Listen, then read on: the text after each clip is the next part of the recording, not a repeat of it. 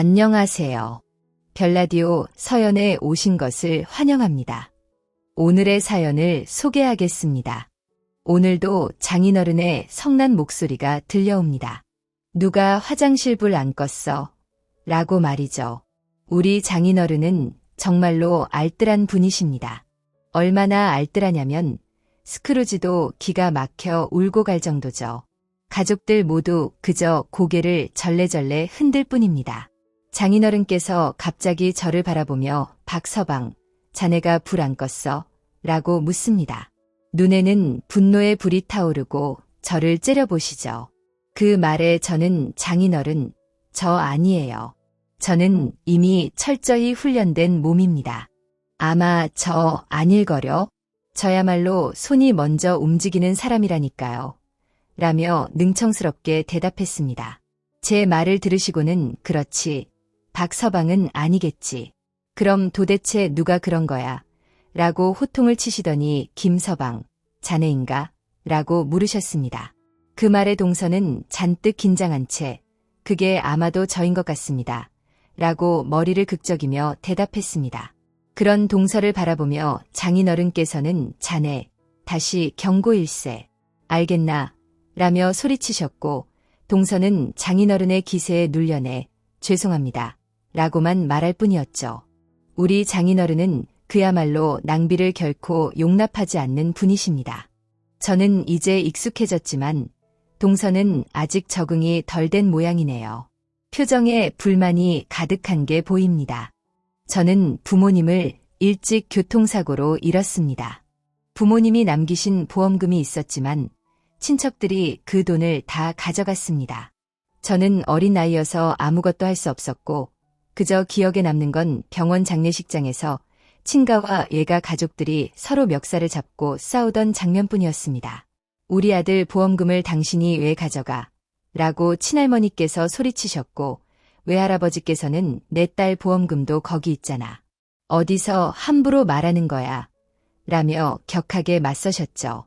결국 몸싸움까지 벌어져 장례식장은 두 가족의 싸움으로 뒤집혀졌습니다. 어린 나이였지만 그저 대단하다라는 생각만 들었던 것 같습니다.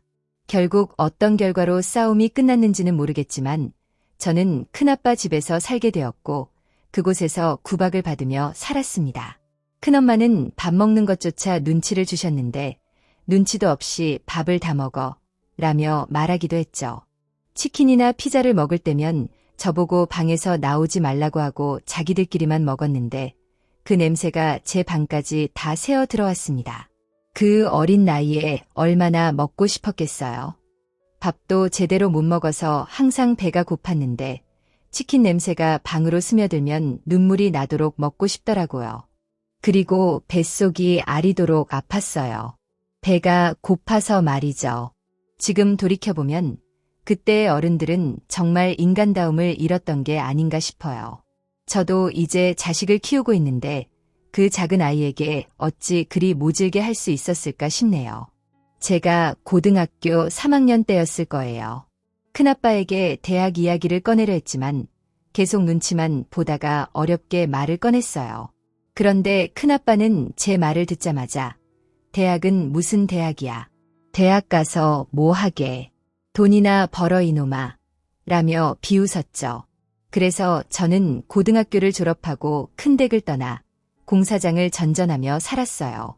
차라리 그게 마음이 더 편했어요. 몸은 힘들었지만 적어도 먹고 싶은 건 마음껏 먹을 수 있었으니까요. 그러던 중 우연히 장인어른을 만나게 됐어요. 공사장에서 일을 하던 중 사람들과 함께 짜장면을 시켜 먹었는데 그날 짜장면을 배달 온 사람이 바로 장인어른이었죠. 장인어른은 배달통에서 짜장면을 내리며 저를 유심히 보더니 자네 나이가 몇 살인가? 라고 물으셨어요. 이제 20살입니다. 라고 대답하자 장인어른이 우리 집에서 배달 한번 해볼 생각 없나? 배달하던 놈이 갑자기 안 나와서 큰일이네. 라고 제안하셨어요. 제가 별로 관심을 보이지 않자 우리 집에 오면 숙박이 가능한데 라고 덧붙이셨죠. 그 말에 귀가 솔깃해져서 저는 다음 날부터 장인어른의 짜장면 가게에서 일을 시작하게 됐어요. 그렇게 장인어른과의 인연이 시작되었어요. 정말로 숙박도 해결되었고 식사도 제공받아서 저에게는 최고의 장소였죠. 장인어른은 깐깐하고 잔소리가 많았지만 큰아버지와 큰엄마의 구박에 비하면 아무것도 아니었어요. 게다가 장인어른은 먹는 것만큼은 절대 아끼지 않으셨고 늘 배불리 먹여주셨죠. 그러던 어느 날 가게에 한 여자가 들어왔어요. 바로 장인어른의 딸이었죠. 그렇습니다. 그 사람이 지금의 제 와이프입니다. 제가 첫눈에 반해버린 여인이에요. 하지만 그녀는 제가 감히 넘볼 수 없는 사람이었죠. 저와는 다르게 좋은 부모님 밑에서 부족함 없이 자라 대학까지 다니고 있는 그런 여자였으니까요. 저는 그렇게 한동안 와이프를 가슴에 담아둔 채 멀리서 지켜보기만 했어요. 그런 제 마음을 장인어른, 아니 지금은 장인어른이죠. 그분이 눈치채고 있었던 것 같아요. 어느 날 가게 문을 닫고 저에게 박군, 나랑 맥주 한잔하자라며 치킨 한 마리를 시켜주셨죠. 맥주와 치킨을 정신없이 먹고 있을 때 장인어른이 이거 한 마리로는 안 되겠네. 우리 보쌈도 하나 더 먹을래? 라고 물으셨어요. 저는 고개를 끄덕였고 잠시 후 보쌈이 배달되어 왔어요. 보쌈을 맛있게 먹던 장인어른이 갑자기 박군 부모님은 어떻게 된 거야? 라고 물으셨죠. 저는 아무렇지도 않게 어릴 때 교통사고로 돌아가셨어요. 라고 대답했어요. 그럼 그동안 박훈이 고생이 많았겠구나라고 하시더니 그런데 참 잘 컸다. 라며 제 등을 다독여 주셨어요. 장인어른의 말을 들으며 저는 입안 가득 보쌈을 넣고 열심히 먹고 있었는데 갑자기 눈물이 뚝뚝 떨어지기 시작했어요. 그동안 쌓였던 서러움이 한꺼번에 북받쳐 올랐던 것 같아요. 그런 저를 보며 장인어른께서 어이구 이놈아, 입에 있는 거나 다 먹고 울어라. 이 콧물에 눈물까지 아주 더러워서 못 보겠구나. 라며 화장지를 가져오셔서 제 눈물과 콧물을 직접 닦아주셨죠. 무뚝뚝해 보이지만 사람의 마음을 꿰뚫어보는 분이라고 해야 할까요? 제가 무엇 때문에 상처받고 힘들어하는지 한눈에 알아봐 주셨어요. 생각해 보세요. 고아라는 이유로 사람들은 대부분 삐뚤어진 시선으로 저를 바라봤어요. 그런데 그런 저에게 잘 컸다라는 말을 해주신 분은 장인어른이 처음이었어요. 제가 그때까지 가장 많이 들었던 말이 고아가 그럼 그렇지 였거든요. 장인어른의 따뜻한 말을 들으며 저는 눈물과 콧물을 쏟아내면서 목이 메었어요. 그러자 장인어른께서 저를 바라보시며 박훈, 너 우리 은지 좋아하냐? 라고 물으셨어요. 그 말에 깜짝 놀라서 아닙니다. 사장님. 제가 감히 어떻게 사장님 따님을 이라고 말을 했는데 장인어른은 제 말을 듣고는 아니, 네가 어디가 어때서 이 녀석아. 남자가 배포가 커야지. 라며 제 등을 세게 내리치셨어요. 그리고는 저에게 박훈아, 너 학교 다닐 때 공부 잘했지? 라고 물으셨어요. 그 질문에 저는 그저 멍하니 장인어른의 얼굴을 바라봤는데요. 장인어른께서는 내가 이래 봬도 사람 보는 눈이 있어. 사람 얼굴 보면 딱 알아. 근데 박훈 너는 공부해서 먹고 살 팔자야. 너 공부 좋아하지? 더 하고 싶었지? 라고 물으셨죠. 그 순간 문득 생각이 났어요. 저는 수학을 참 좋아했어요. 복잡한 문제일수록 끝까지 파고들어 풀어나가는 게 그렇게 재미있을 수가 없었죠. 그래서 그런지 성적도 나쁘지 않았던 것 같아요. 하지만 반 친구들은 제가 시험을 보고 나면 고아 주제에 어떻게 나보다 성적이 더 좋아. 너 컨닝했지? 라며 괴롭혔어요. 그래서 알면서도 틀린 적도 많았죠. 부잣집 아이들보다 성적이 잘 나오면 선생님조차도 저를 의심하곤 했어요. 집에서도 공부하려고 불을 켜놓으면 큰엄마가 너 가르칠 돈 없다. 공부는 무슨 공부야. 잠이나 자라. 전기세 아깝다. 라고 늘 말했기 때문에 저는 공부를 해야겠다는 생각을 못했어요. 그래서 장인어른의 말에 수학 문제를 풀 때는 시간 가는 줄 모르고 풀긴 했어요. 그런데 공부를 썩 잘하진 못했어요. 라며 씩 웃었죠. 그러자 장인어른께서는 저에게 바쿠나, 사람은 배워야 하는 거야. 그래야 살면서 무시 안 당하는 거다. 알겠냐? 앞으로 배달 일 줄여줄 테니 학원 다녀라. 라고 말씀하셨어요. 나머지 시간은 내가 알아서 배달하마. 라고 말씀하시더니, 그리고 혹시 모르는 문제가 있으면 은지한테 물어봐. 내가 이야기해 놨으니 알겠냐? 라고 말하며 저를 바라보셨어요. 저는 그때까지도 상황이 잘 이해되지 않아서 그저 장인어른만 바라보고 있었죠. 그러자 장인어른이 제 등짝을 툭 치며 알겠냐고, 이놈아, 라고 다시 말씀하셨어요. 그리고는 힘들 거야. 일하면서 공부하는 게 어디 보통 일이겠냐. 그런데 해야 한다. 너는 꼭 해내야 해. 그래야 사람들이 너를 고하라고 함부로 대하지 않을 거다. 라고 말씀하셨는데 그때 장인어른의 눈에는 어딘가 아련함이 가득한 것 같았어요. 며칠 뒤부터 저는 일이 일찍 끝나면 학원을 다니기 시작했어요. 장인어른의 말씀대로 정말 힘이 많이 들었어요. 늦게까지 공부하다가 코피를 쏟은 적이 한두 번이 아니었죠. 그렇게 제가 삐쩍 말라가자 어느 날 장인어른이 바쿠나, 오늘은 나랑 어디 좀 가자 라고 하시더니 저를 한의원으로 데려가셨어요. 한의원에 들어가자마자 장인어른은 우리 애가 요즘 몸이 많이 피곤해서 그러는데 제일 좋은 보약 한 잔만 해주시오 라고 말씀하셨죠. 저는 놀란 눈으로 장인어른을 바라봤는데 장인어른은 제 눈을 피하시며 한의사에게 요즘 코피도 많이 쏟고 애가 꼴이 영말이 아니네요 라고 말씀하셨어요. 그렇게 한약을 주문하고 나오는 길에 장인어른이 저를 보며 걱정 마라, 이놈아. 네 월급에서 깔 테니까 라고 말씀하시더니 저를 꽤 비싼 소고기집으로 데려가셨어요. 그리고는 오늘은 둘이 몸보신 좀 하자 라며 소고기를 굽기 시작하셨어요. 예상보다 훨씬 많은 양의 소고기를 구워주셨는데 저는 계속 먹기만 했고 장인어른은 계속 고기를 굽기만 하셨어요. 장인어른은 한 점도 제대로 드시지 않고 많이 먹어라. 많이 먹어야 힘내서 공부하지. 얼른 더 먹어.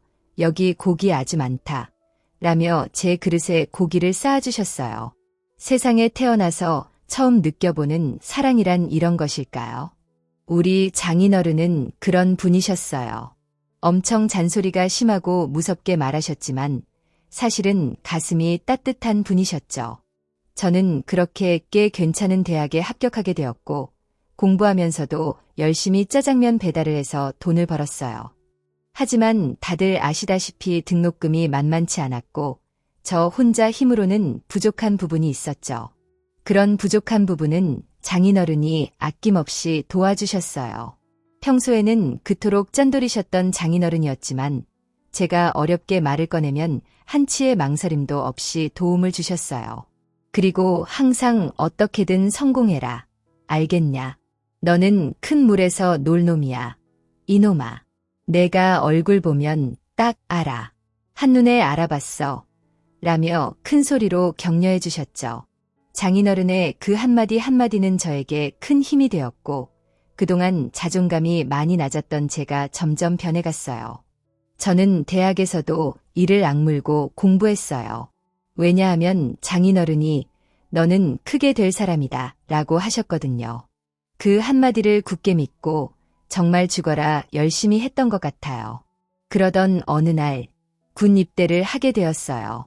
입대 후에도 장인어른은 자주 면회를 와주셨어요. 저를 찾아올 사람이 없다는 걸 아셨기에 시간을 내서라도 찾아와 주시려고 노력하신 것 같아요. 그 마음을 제가 어찌 모르겠습니까? 그리고 항상 우리 와이프를 꼭 데리고 오셨는데요. 제가 대학에 가고 완전히 다른 모습으로 변하자 와이프와도 점점 가까워지고 있었거든요. 단 한 번도 느껴보지 못했던 그런 행복한 생활이었어요. 그렇게 저는 대학을 졸업한 후 정말 괜찮은 회사에 취직하게 되었어요. 장인어른은 해냈구나. 해냈어. 거봐. 이놈아. 내가 뭐라고 했냐. 내가 너를 한눈에 알아봤다. 이놈아. 라며 눈물을 글썽이며 정말 좋아하셨어요. 장모님도 진심으로 축하해 주시며 우리 은지는 좋겠네 라고 농담하시기도 했죠. 그 말에 와이프의 얼굴이 빨갛게 변했는데요. 와이프와 저는 이미 장인 장모님의 허락을 받고 결혼을 전제로 교제 중이었거든요. 제가 회사에 입사한 지 얼마 후 와이프와 저는 결혼까지 하게 되었고 처갓집에서 장인 장모님을 모시고 함께 살았어요. 부모님의 정이 그리워서 저는 그냥 모든 것이 좋았거든요. 제가 우리 장인 장모님을 정말 좋아하고 존경하는 이유가 그뿐만이 아니었어요. 처제의 상견례 도중 동서 부모님이 장인 장모님을 보며 말씀 많이 들었습니다. 고아인 큰 사위를 직접 다 가르쳤다면서요. 대단하세요 라고 말했어요. 어찌 보면 별 뜻이 없어 보일 수도 있었고 또 어찌 보면 약간의 기선 제압 같은 느낌이었죠. 우리 아들은 멀쩡한 가정에서 잘 자란 사람입니다. 잠깐이지만 그런 뉘앙스가 느껴졌어요. 고아라는 부분을 유난히 강조해서 말했거든요. 그때 장인어른이 갑자기 젓가락을 탁 내려놓으시더니 고아가 아니라 제 사위지요. 사위도 자식인데 말씀이 조금 지나치신 듯합니다.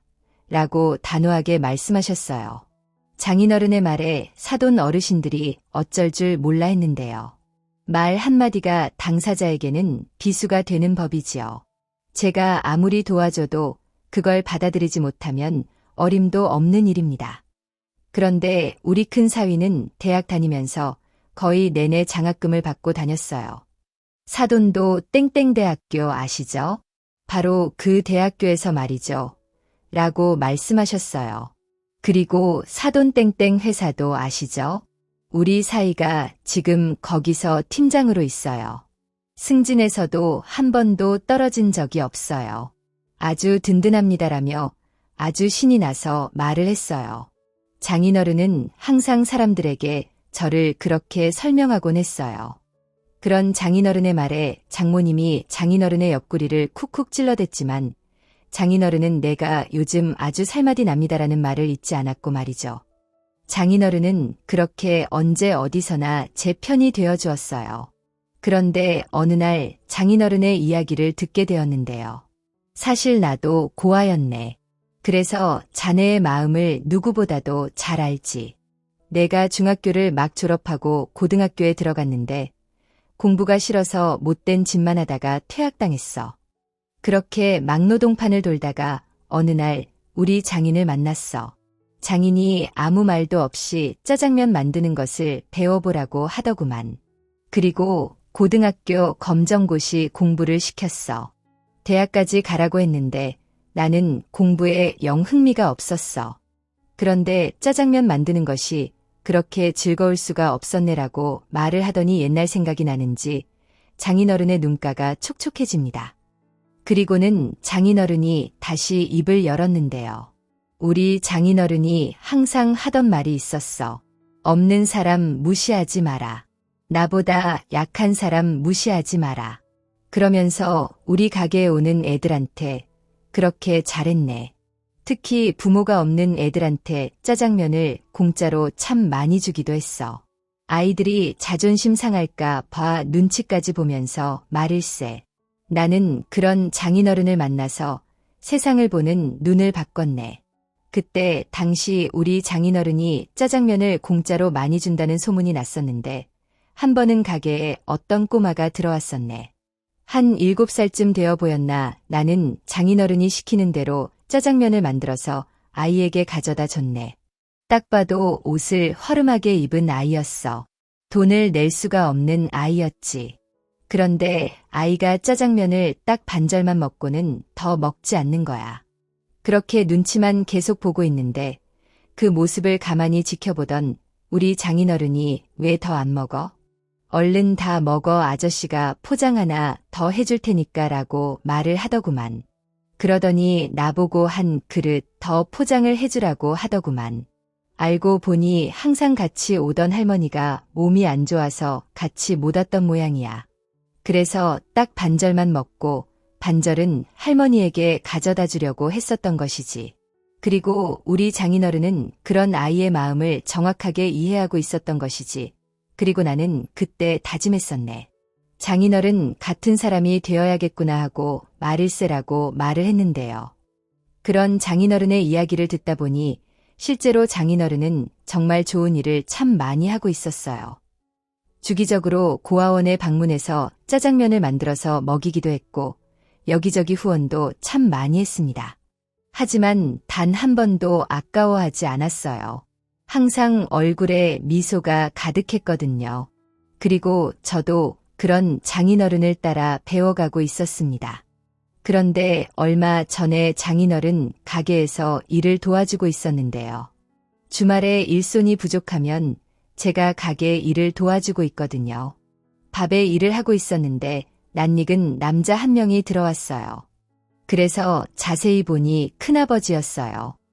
근처에 볼 일이 있어서 지나가다가 들어왔다고 하는데 저를 보던 큰아버지의 표정은 뭐라고 설명할 수가 없었는데요.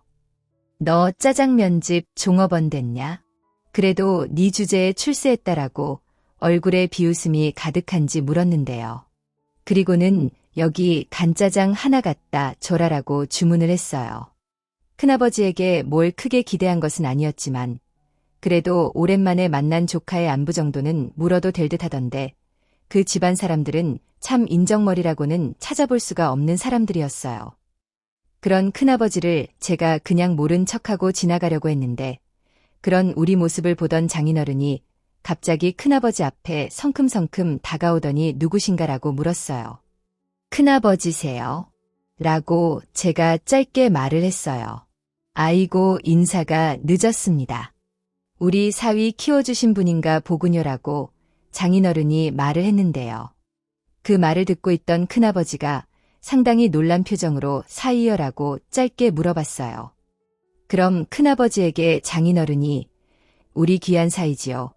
공휴일에는 집에서 쉬라고 하는데도 굳이 와서 도와주네요. 큰 회사 다니느라 피곤할 텐데 말이죠 라고 말을 해버렸어요. 그러더니 우리 사위가 땡땡 회사 다니거든요. 땡땡 회사 알죠? 거기 팀장입니다라고 말을 하며 큰 소리로 웃었어요. 그런 장인어른의 말을 듣던 큰아버지가 들고 있던 젓가락을 떨어뜨렸는데요. 니까짓게 어떻게 그 큰 회사를 들어갔냐라고 물었어요. 그 말에 장인어른의 표정이 굳어졌는데요. 니까짓 거라니요. 남이 귀한 사위한테 우리 사이는 이제 그쪽이 그렇게 함부로 할 사람이 아니거든요. 라고 말을 해버렸어요. 그 순간 큰아버지의 표정은 뭐라 표현할 수도 없이 구겨져 버렸는데요. 먹던 음식도 다 먹지 못하고 놀라서 가버렸어요. 그런데 얼마 후에 다시 찾아와서는 하는 말이 니네 형이 말이다. 사업을 하잖니. 그런데 네 얘기를 하니까 잘 되었다고. 그렇게 좋아하지 않겠니? 마침 니네 회사와 거래를 터야 하는데 네가 거기 팀장이라며 네가 힘 좀 써주면 잘 될 것 같다고 하던데 네가 힘 좀 한번 써주면 안 되겠냐라고 능글능글맞게 웃으며 말을 했어요. 저는 그런 큰아버지를 보며 그럼 이미 거래하는 업체를 내보내라는 말인가요? 그럴 순 없죠.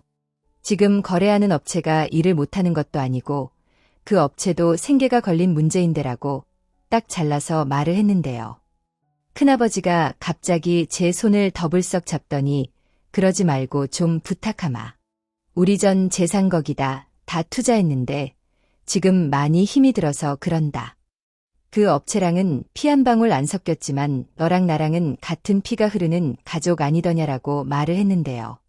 사람이 어쩌면 그렇게 뻔뻔할 수가 있나요? 우리 부모님 보험금도 다 가져다 쓰고 그렇게 구박까지 하고는 어떻게 이런 부탁을 할 수가 있을까요? 제가 그런 큰아버지의 손을 매정하게 뿌리쳐버리면 그렇게 사니까 평생 일이 안 풀리죠. 사람이 마음을 곱게 써야 일이 잘 풀리는 겁니다. 예전이나 지금이나 변한 게 하나도 없네요. 우리 부모님 보험금 가지고 멱살 잡고 싸울 때부터 당신들은 인간들이 아니었어 알겠어. 그런데 지금 나보고 다른 사람 밥줄을 끊어서 당신네 먹여 살려달라고. 내가 왜 그래야 하는데 하루 밥 3번 먹는 것도 눈치를 준 당신들한테 웃기는 소리 하지 말고 그만 가시죠. 그리고 우리 회사에 들어올 생각도 하지 말고 당신들보다 더 열심히 사는 사람들이 얼마나 많은 줄 알아라고 처음으로 마음속에 있던 말을 쏟아내 버렸어요. 하지만 그런 제 말을 듣던 큰아버지가 이런 싸가지 없는 놈이 내가 다 키워줬더니 뭐가 어쩌고 어째라며 제 뺨을 때렸어요. 그리고 그런 모습을 멀리서 지켜보던 장인어른이 순식간에 우리에게로 뛰어왔는데요. 당신이 뭔데 내 사위를 때려라고 소리를 지르더니 큰아버지의 멱살을 잇는 힘껏 움켜잡고는 바닥에 내팽개쳐버렸어요. 정말 순식간에 일어난 일이었고 다들 깜짝 놀라 있었는데요. 큰아버지는 그렇게 쌍욕을 하고 나가버렸어요. 그리고 장인어른이 저를 보며 아주 잘했다. 아주 잘했어. 사람이 가끔은 그렇게 할 말은 다 하고 살아야 하는 거야. 내 속이 아주 다 시원하네. 내가 뭘 했냐 성공하면 아무도 너 못 건드린다고 했지. 앞으로도 그렇게 당당히 살아 알겠냐라고 말을 하면서 큰 소리로 웃었어요. 살면서 뺨을 얻어맞고도 오히려 그렇게 속이 뻥 뚫린 듯 시원했던 적은 처음이었던 것 같네요. 그리고 저는 사촌형이 운영한다는 회사를 몰래 한번 확인해 봤는데요. 엉망진창이더라고요. 사업을 한다는 사람이 그렇게 운영을 하고 있으니 잘 될 리가 있겠어요. 오늘 내일 망해도 전혀 이상하지가 않을 상황이더라고요. 그런 것을 보는데 이렇게 통계한 것인지 모르겠네요. 그동안에 제 울분이 다 씻겨 내려가는 기분입니다. 평생을 안고 있었던 장례식장에서의 그 서러움을 이제야 떨쳐낼 수가 있을 것 같네요. 그리고 우리 장인어른은 오늘도 잔소리를 시작합니다. 그런 장인어른의 잔소리가 오히려 정겹게 느껴지면서 눈물이 날 정도입니다. 장인 장로님 오래오래 건강하세요. 이 사이가 해드릴 수 있는 것은 다 해드릴 거니까요. 항상 너무너무 감사드려요. 우리 아버님, 어머님, 오늘의 사연은 여기까지였습니다. 즐겁게 보셨다면 구독, 좋아요 부탁드립니다. 고맙습니다.